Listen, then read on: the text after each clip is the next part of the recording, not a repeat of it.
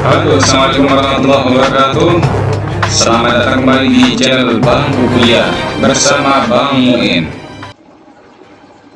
Bagi Anda yang baru pertama kali datang dan menemukan channel ini, silahkan Anda subscribe dan aktifkan lonceng notifikasinya supaya Anda tidak ketinggalan video dari Bangku Kuliah.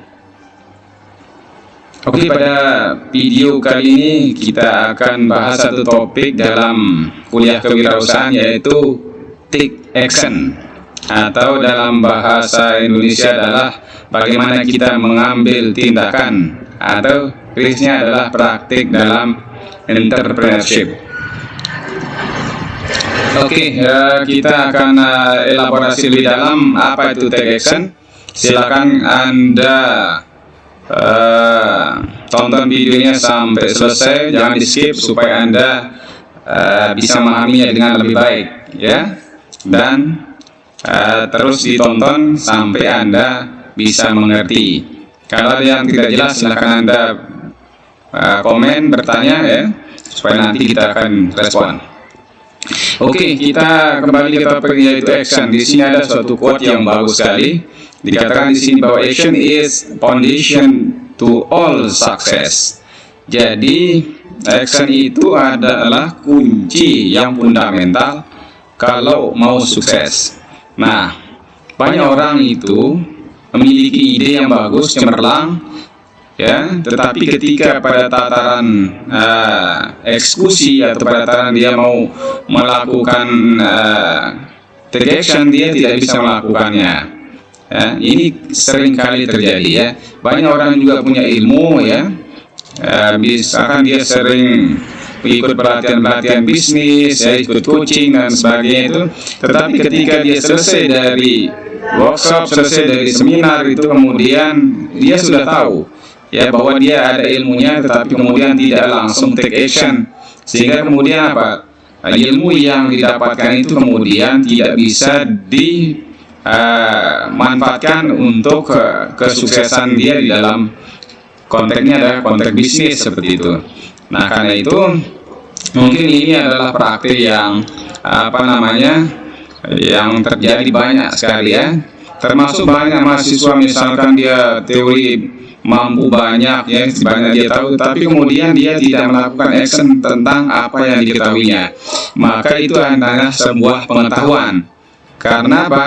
Dikatakan bahwa pengetahuan itu, jadi knowledge is something, jadi pengetahuan itu ada sesuatu sampai nanti kita take action. Makanya di sini dikatakan tadi bahwa sukses itu kuncinya adalah dengan melakukan action.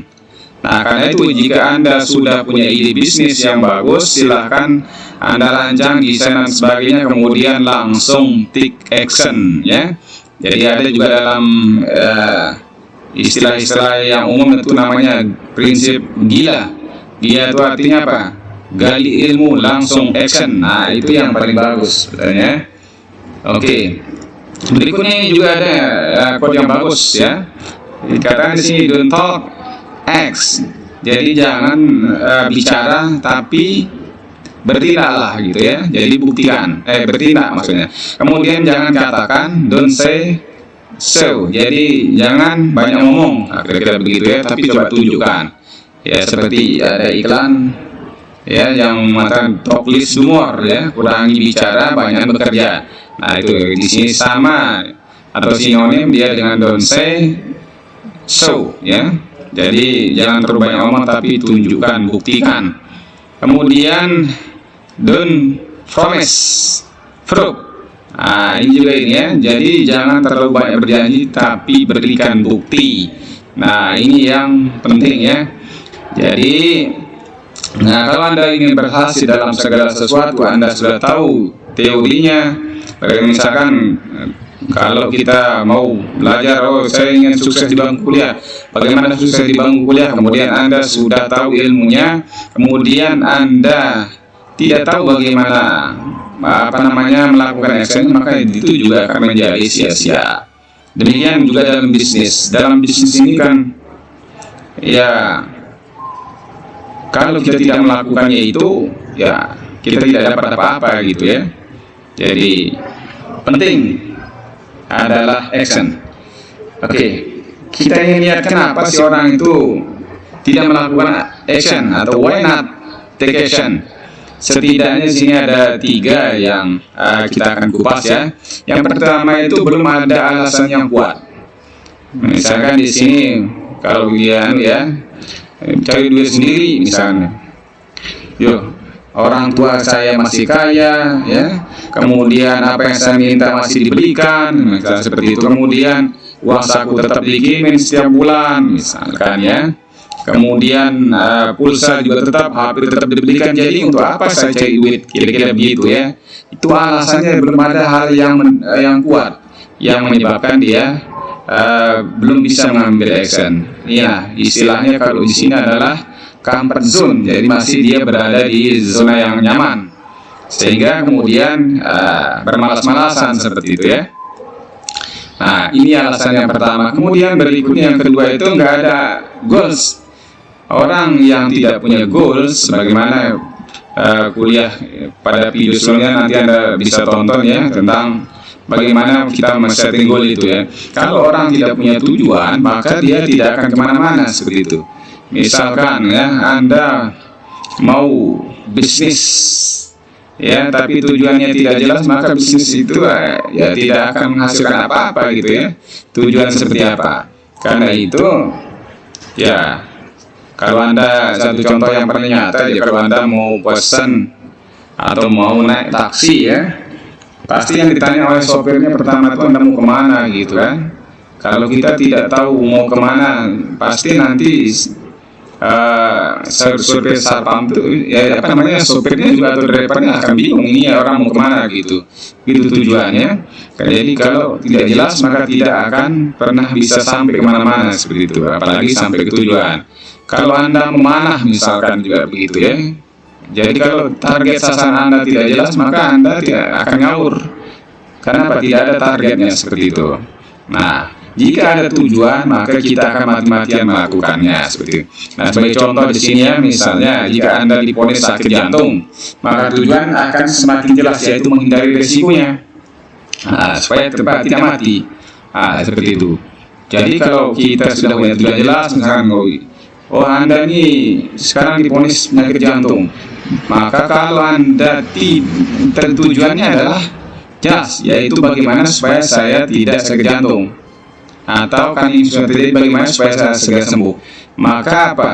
Saran-saran yang dilakukan misalkan tidak merokok ya, tidak makan berkolesterol, olahraga, mulai rajin, dan itu akan menjadi cara untuk mencapai goalnya yang jelas tadi. Tapi kalau kita tidak punya jelas goalnya, maka dia tidak akan menjadi alasan untuk kita melakukan tindakan seperti itu. Kemudian belum ada urgen ya, jadi belum ada urgensinya. Makanya di sini no pain no gain ya, kalau kita tidak pernah merasakan sakit, nah juga kita tidak akan dapatkan return atau keuntungan. Fight like a tiger, win like a champion. Nah, ini kalau sudah belum ada urgen, maka tidak akan pernah kita lakukan.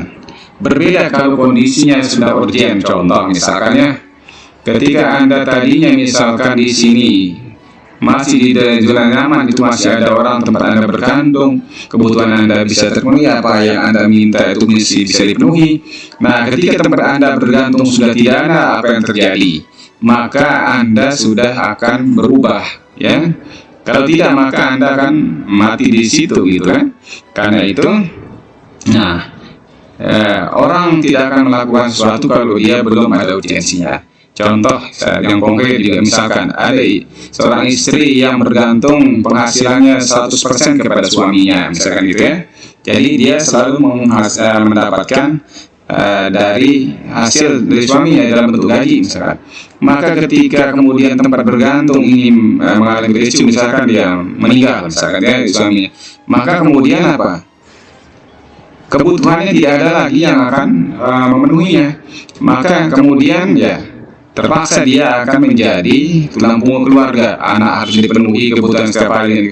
Maka apapun yang dilakukan itu nanti maka apapun bisa dilakukan karena orang sedang terdesak. Mungkin di situ makanya salah satu uh, apa namanya, di dalam bisnis itu banyak orang yang melakukan sesuatu dia sedang kondisi terdesak gitu, seperti itu ya. Nah, ini maka dengan begitulah alasan yang kemudian mendesak kita harus melakukan integration.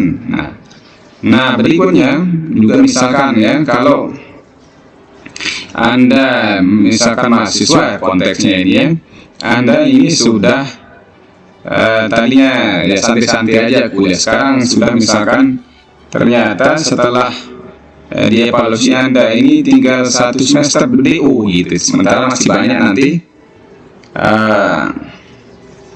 mata kuliah yang harus diselesaikan. Maka apa yang terjadi? Maka kita akan pahit like a tiger, jadi kita akan berjuang habis-habisan. Kenapa? Ini sudah waktu yang emergensi seperti itu. Kalau tidak begitu, ya kita akan mati konyol. Jadi kita DO seperti itu. Di dalam bisnis pun juga begitu ya. Misalkan gini ya, kita juga kadang-kadang tidak akan berpikir kreatif kalau kita tidak pernah mengalami kondisi yang urgent ya.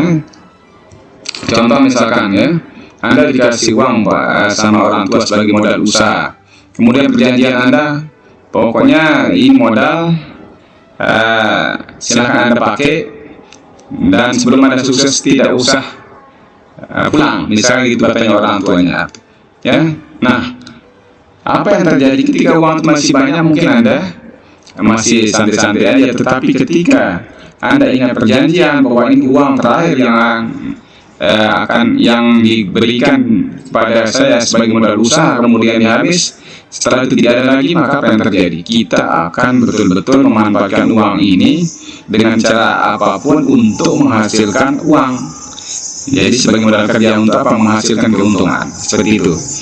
Nah, makanya orang itu tidak akan action kalau ya ini ya belum ada alasan yang kuat, kemudian tidak ada tujuan yang jelas, termasuk belum ya. Bagaimana orang tidak action? Kebalikannya ya. Jadi dia sudah punya alasan yang kuat, maka orang bisa keluar dari comfort zone. Nah, banyak kawan-kawan ya, bahkan dari pengusaha-pengusaha yang sudah sukses itu dulunya adalah seorang karyawan, karena dia sudah, namanya karyawan kan kita harus rutinitas melakukan sesuatu. Maka ketika kemudian sudah tidak nyaman, dia keluar dari situ, jadi get out from comfort zone. Kemudian dia di awalnya berdarah-darah untuk merintis usaha ya. Nah, kemudian setelah itu dia sukses ya, keluar dari zona nyamannya tadi, kemudian untuk mendapatkan zona nyaman yang baru.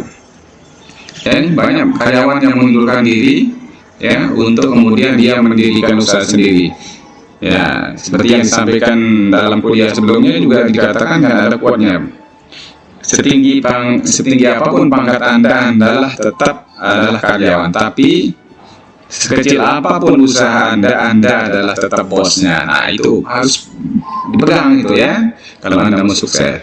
Itu kalau sudah ada tujuan jelas, misalkan nanti kalau saya sudah sukses ya, saya ingin berbagi kepada orang lain, misalnya seperti itu ya, untuk membantu orang-orang yang kurang mampu, maka itu jelas ya tujuannya untuk bisnisnya, seperti itu dalam konsep bisnis ya.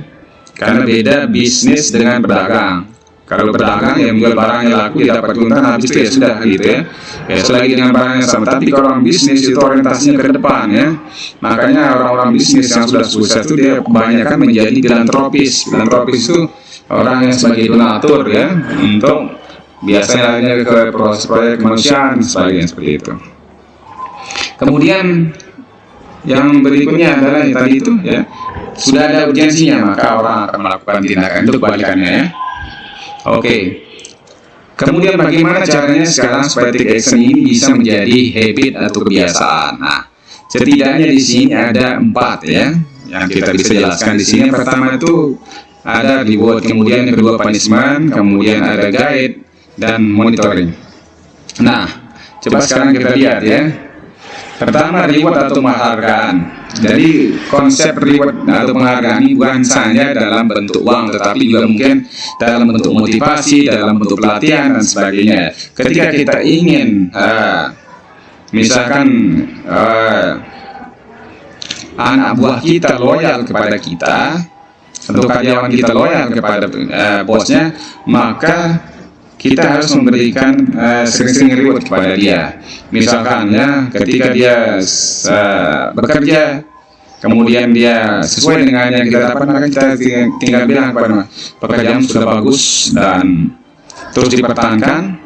Nah, seperti ini kan bentuk nanti kalau ada yang ada pelatihan tentang apa yang Anda senang ini, nanti di bidang Anda nanti kita akan kirim. Ini kan bentuk penghargaan dan orang akan sangat loyal kalau dia dikasih reward seperti itu ya. Nah, karena itu kalau Anda jadi bos semua, jangan pelit ya. Jadi sering dalam artian ya silahkan berikan pujian, kemudian penghargaan ya. Apalagi kalau ada uang, ini kan lebih bagus lagi ya. Jadi orang nanti kemudian akan menjadi kebiasaan. Itu cara yang pertama. Kemudian yang kedua, punishment. Nah, punishment ini adalah hukuman atau sanksi. Nah, kalau hukuman atau sanksi ini jangan juga berdasarkan like and dislike gitu ya. Tapi ketika ada misalkan karyawan kita yang jarang masuk, mungkin kita perlu telusuri dia, jangan masuk. Kenapa kamu jangan masuk? Sekarang kita akan pecat misalkan. Nah, kita harus mengetahui kenapa dia sebetulnya tidak masuk. Bisa jadi mungkin keluarganya di sana ya kurang mampu ya, bisa jadi dia mengurus orang tuanya, bisa jadi mengurus anaknya, atau dia sendiri mungkin dia sakit sehingga kemudian berpengaruh juga terhadap tingkat kedisiplinannya. Nah, karena itu kalau Anda jadi bos, supaya punishment ini juga sifatnya mendidik ya, itu yang paling bagus ya, supaya nanti kemudian dia bisa merasa bahwa hukuman itu justru adalah pendidikan yang bagus buat dia, seperti itu. Kemudian kita pembinaan, jadi karyawan ya perlu pembinaan supaya apa, dalam rangka meningkatkan kompetensi dia gitu ya, pembinaannya. Makanya kalau usaha kita mau besar, maka kita harus sering-sering melakukan pembinaan kepada karyawan kita ya, sesuai dengan bidang pekerjaan masing-masing. Kalau misalkan dia di marketing, ya tentu adalah mungkin pelatihan marketing ya, kemudian coaching di marketing dan sebagainya. Itu adalah bentuk pembinaan yang dilakukan ya. Kemudian monitoring, peka dan perbandingan. Artinya apa? Kita harus sering-sering memonitor bisnis kita. Misalkan kalau Anda bisnis kontennya di sini misalkan ayam geprek misalnya, itu yang akan kali ngetres saya, produk yang sama dijual dengan misalkan orang yang lain, tetapi di satu sisi kenapa kok orang lain itu misalkan dia kok rame pelanggannya ya? Kemudian bahkan sampai antri, kemudian omsetnya besar, padahal yang Anda jual sama misalnya gitu ya. Anggaplah mungkin ini yang harus kita pakai, apa yang menyebabkan dia menjadi laku. Bisa jadi mungkin ya teknik marketingnya kita harus lihat, barangnya seperti apa ya, kemudian bahan bakunya seperti apa, pelayanannya seperti apa, sikapnya terhadap pelanggan seperti apa. Ini yang harus harus betul-betul dipeka oleh seorang yang bisnis itu. Sehingga jangan nanti kok barang kita ini kok sepi-sepi terus misalkan gitu ya, kok habis di sini sepi-sepi terus, sementara yang sebelah sana mungkin jangan-jangan ini ya seperti itu biasanya, jangan-jangan kena dukun, nah seperti itu ya. Jadi ini kan menjadi pikiran yang negatif seperti itu. Kemudian perbandingan ini yang dimaksud di sini juga kita harus melihat seperti tadi juga, kalau dalam bisnis yang sama kenapa dia juga lebih baik dari kita, jadi kita lihat perbandingan seperti itu ya. Nah, ini cara untuk membiasakan ya take action. Oke. Kemudian kita lihat di sini action plan, ini tahapannya ya. Jadi action plan itu bisa, jadi kita mulai dari menentukan tujuan dulu misalkan seperti ya. Kemudian selanjutnya kalau ada perlu diperbaiki, maka perlu kita melakukan peningkatan. Setelah itu kita cek ya. Kemudian setelah itu tentukan strateginya, lalu melakukan tindakan. Selain itu kemudian kita juga perlu untuk di dalam implementasinya ini betul-betul cermat. Schedule-nya juga jelas dan kita perlu bekerja sama dengan siapa, itu harus betul-betul diplankan. Nah, dalam konsep take action ini, kalau kita bisnis maka yang paling bagaimana kita menjual produk. Nah, ini adalah kaitan dengan marketingnya. Oke, yang sekarang ini yang banyak dianut itu adalah yang ini ya, yang 5P. Yang pertama itu adalah people, kemudian berikutnya adalah produknya, kemudian lokasinya di mana, kemudian harganya berapa, dan sistem promosinya seperti apa.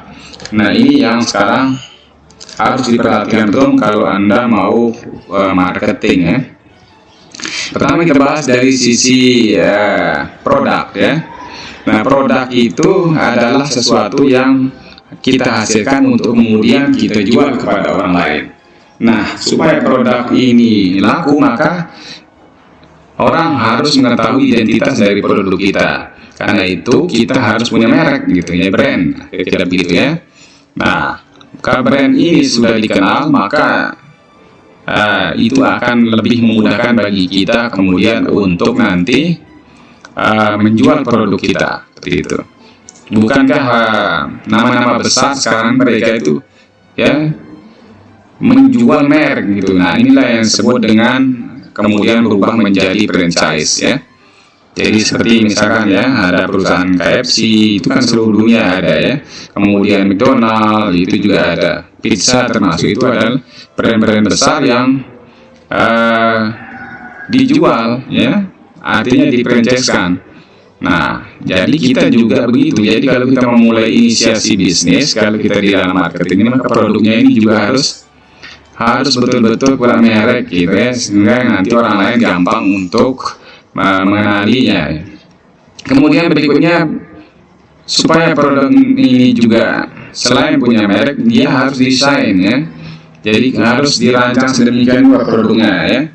Misalkan kalau Anda punya produk misalkan ini ya, anggaplah keripik singkong misalnya. Jadi kalau keripik singkong ini misalkan Anda jual dia dalam bentuk gelondongan, dalam artian pakai kresek saja, tidak punya merek, maka dia akan sulit untuk dikenali oleh orang. Kemudian bagaimana cara supaya pertama buatkan merek, kemudian yang kedua desain dia. Desain apa yang harus didesain di sini? Bisa jadi kemasannya kita desainnya, kemudian bentuk potongan seperti apa, seperti itu. Jadi disitulah yang kemudian produk-produk ini akan nanti lebih gampang, karena kalau sudah didesain sedemikian rupa, di packaging ya, seperti yang di sini, itu sudah berbeda harganya gitu ya, dengan bahan yang sama. Ketika sudah mendapatkan perlakuan dalam bentuk desain dan sudah bisa di-packing, maka harganya luar biasa gitu. Kemudian identitas produknya juga harus jelas ya, apa yang Anda jual di situ, kemudian apa aja isinya di dalam PP-nya seperti itu, apa campurannya, itu namanya identitas produk. Kemudian ada garansinya ya. Jadi kalau sifatnya produk-produk yang seperti elektronik, fashion dan sebagainya, itu ya sebaiknya ada garansi, karena garansi inilah kemudian nanti yang menyebabkan sebagai jaminan kualitas dari produk yang kita tawarkan seperti itu kepada orang lain ya. Nah, kalau dia produk misalkan Anda jual sempol ayam, jadi garansinya apa? Ya, garansinya pertama misalkan dari bahan bakunya adalah bahan baku yang bagus, yang masih segar gitu ya. Kemudian cara kemasan juga bagus, pengolahannya baik, itu kita garansi ya. Nah, jadi Anda bisa ngomong kepada pelanggannya, ini sempol ayam saya bahan bakunya bagus, masih segar ya, dikemas dengan baik. Kalau Anda tidak sesuai dengan isi, Anda kembalikan. Itu namanya garansi Oke, berikutnya yang kedua itu price. Nah, ini price ini adalah salah satu pendorong orang yang sekarang ini atau menjadi trigger orang kenapa harus beli, gitu ya. Karena dia selalu melihat price. Nah, di sini kita harus punya daftar harga. Jadi semakin banyak produk Anda, maka daftar harganya harus jelas. Misalkan segini ya. Kalau Anda menjual sesuatu langsung tempelkan harganya. Jadi di produk itu sudah tempelkan harga, atau mungkin kalau Anda masih dalam bentuk rombong kecil, maka kita buatkan daftar menu dengan harganya gitu, sehingga kemudian nanti orang tanpa bertanya dia sudah tahu begitu ya. Kemudian diskon. Nah, ini kekuatannya juga diskon ini luar biasa. Kalau kita lihat apa namanya? Kita lihat pasar-pasar besar atau retail besar itu selalu ya diskon misalkan 70 plus 20 dan segitu. Nah, di produk kita juga di bisnis pemula atau di startup atau di rintisan itu biasa kita lakukan diskon itu seperti mereka gitu ya, tinggal kita aturkan ya. Misalnya kalau dia beli 2 dapat gratis apa gitu ya. Jadi itu tinggal kita atur nanti bagaimana ya, supaya nanti dia merasa untung ya dengan dengan barang produk yang sudah kita jual. Kemudian sistem pembayaran ini juga kalau misalnya retail itu kan sekarang banyak yang dikreditkan ya, jadi memudahkan pelanggan sebenarnya itu. Nah, tapi kalau dia sifatnya kuliner itu kan tidak, jarang biasanya, kecuali produk kue-kue yang lama itu juga bisa dikreditkan ini sistem pembayaran. Tapi biasanya yang paling kalau yang produk-produk makanan itu biasanya cashless lah ya. Masa mau beli misalkan keripik singkong harus di kredit seperti itu kan keterlaluan. Kemudian please itu adalah lokasi. Orang sering mengatakan kalau bisnis pertama sekali yang dicari adalah lokasi. Semakin banyak lalu lintas di situ kemungkinan untuk terpapar dengan orang lain itu besar kemungkinannya gitu ya. Makanya lokasi ini menjadi salah satu unsur yang betul-betul harus dipertimbangkan ketika kita memilih bisnis ya. Lokasi tentu dia harus lokasi yang strategis ya. Kemudian strategis dalam artian dia tadi itu banyak orang jalan di sana, aksesnya gampang, gitu ya. Kemudian media pemasaran itu artinya di lokasi itu juga bisa kita untuk memasang baliho, bisa memasang spanduk dan sebagainya atau banner ya. Kemudian tentukan juga ada hasil target pemasarannya. Ya, di sini harus kita tahu ya. Misalkan kalau di saat Anda punya outlet sekian banyak, jadi target di lokasi sekian, target di lokasi A, B, C itu harus ditentukan. Ya, please. Jadi harus dipertimbangkan. Kemudian promosi.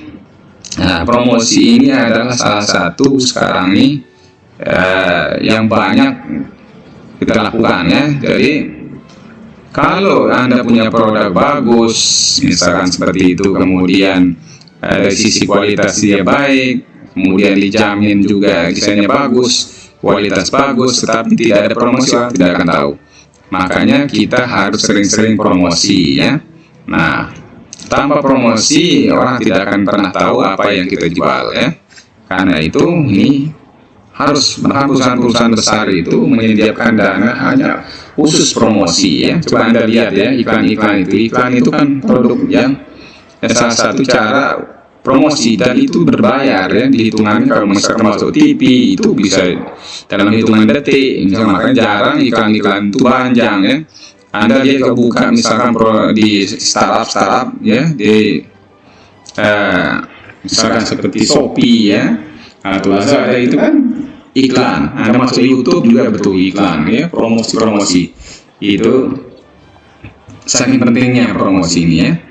Nah, promosi itu bisa jadi kita lakukan secara digital, bisa juga jadi secara konvensional. Makanya tren teknologi ini juga harus diikuti oleh seorang pebisnis ya. Jangan dia konvensional saja. Konvensional dalam artian dia face to face saja dengan pembeli seperti itu ya. Tapi juga sekarang memanfaatkan media online ini untuk promosi yang jauh lebih jangkauannya lebih luas, bahkan seluruh dunia, ya. Tapi kalau kita face to face kan hanya sekitar sini saja. Nah, seperti itu. Kemudian promosi ini juga selain digital, kalau yang kita bisa juga menggunakan sales, ya. Kalau kita sudah punya besar, kita bisa pakai sales. Kemudian jasa periklanan juga kita bisa. Ya, jadi misalkan kalau Anda memasukkan koran, ya, jadi nanti Anda bisa memanfaatkan media atau masalah langsung, misalkan ada bursa Anda buka, ya, pameran itu. Jadi itu salah satu bentuk-bentuk promosi yang bisa kita manfaatkan untuk apa? Untuk meningkatkan omset penjualan kita, seperti itu, kan? Oke, ini ya yang penting sekali, ya. Yang terakhir, jadi pegang prinsipnya no action nothing happen, take action miracle happen. Jadi kalau Anda tidak ada actionnya tidak akan terjadi apa-apa, tapi kalau Anda take action, lihat apa yang akan terjadi, ada keajaiban di situ, ya. Nah, kalau kita bisnis ini, kita sebetulnya salah satu untuk menjemput impian. Jadi impian ini ibarat orang memanah. Kalau kita tidak pernah memanah, maka dijamin 100% akan luput, ya. Tapi kalau kita sering memanah, maka 90% impian kita akan kita capai. Karena itu sering-seringlah Anda memanah, ya. Dalam artian action. Pada sekali gagal, mungkin Anda kesuksesan Anda akan timbul di kegagalan yang 10. Tanpa Anda melakukan kedua, ketiga, keempat, sampai ke-9, maka Anda tidak akan pernah sukses, gitu, ya. Kenapa? Anda punya kesuksesan itu justru di kegagalan yang ke-10, ya, seperti itu. Karena itu jangan pernah menyerah, ya. Jadi langsung take action, karena semakin Anda banyak gagal, semakin Anda belajar, gitu, ya. Nah, semakin Anda banyak belajar, semakin banyak Anda tahu, dan nanti semakin banyak improvisasi yang Anda lakukan untuk kemudian bisnis Anda menjadi bagus dan maju.